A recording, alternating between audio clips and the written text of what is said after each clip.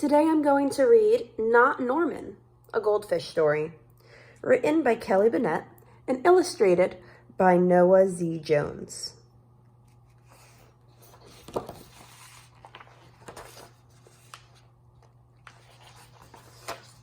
Not Norman, a goldfish story. When I got Norman, I didn't want to keep him. I wanted a different kind of pet, not Norman.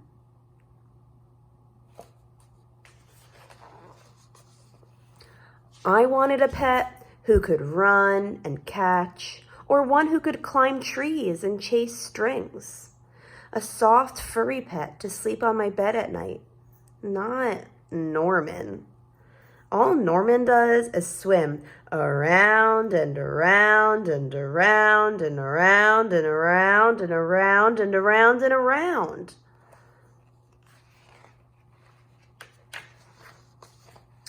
This is it, Norman, I decide. I'm treating you for a good pet. Norman doesn't move.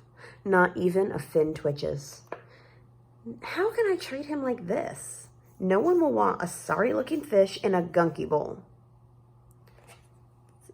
When I drop Norman into his nice, clean bowl, he starts dipping and flipping and flapping his fins around. He looks so goofy, I have to laugh.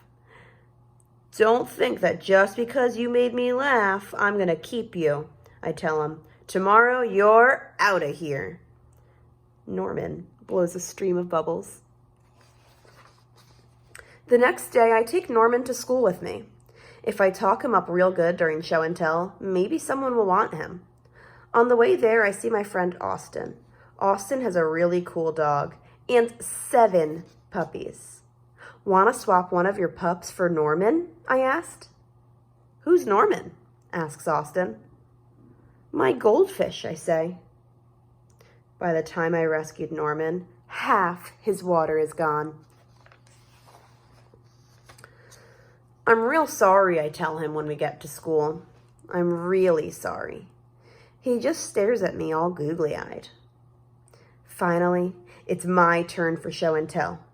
Just as I start talking about goldfish, Emily shouts, "Jenny's gone! Who let my snake loose?"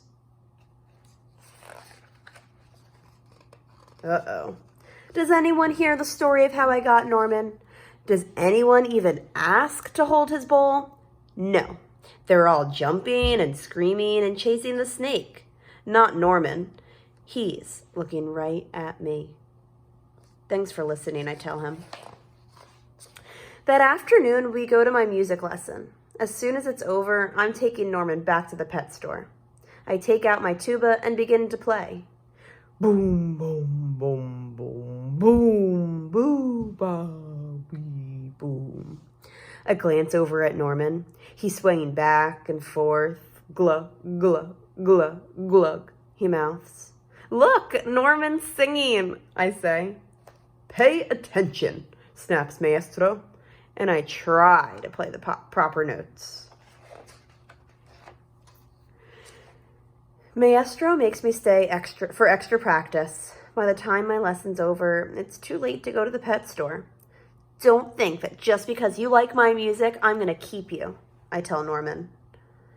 He glugs. That night, I'm sound asleep when...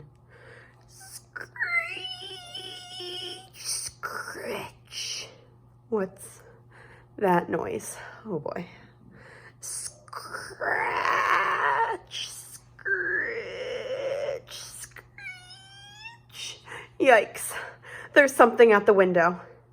Then, out of the corner of my eye, I spot Norman. He isn't scared. He isn't swimming around in circles either. He glugs and gives me a little wave. I'm not alone. Together, Norman and I slide open the curtains. It was just a broken tree branch. Thanks for watching out for me, Norman. On Saturday, I take Norman to the pet store, just like I said I would. I look at the cats and dogs and snakes and birds. I look at the hamsters and mice and lizards too. They all look like good pets, but they are not Norman.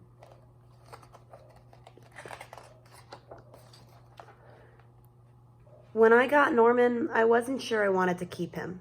But now, even if I could pick any pet in the whole wide world, I wouldn't trade him. Not Norman. Norman, one amazing fish. And that, boys and girls, is the story of Not Norman.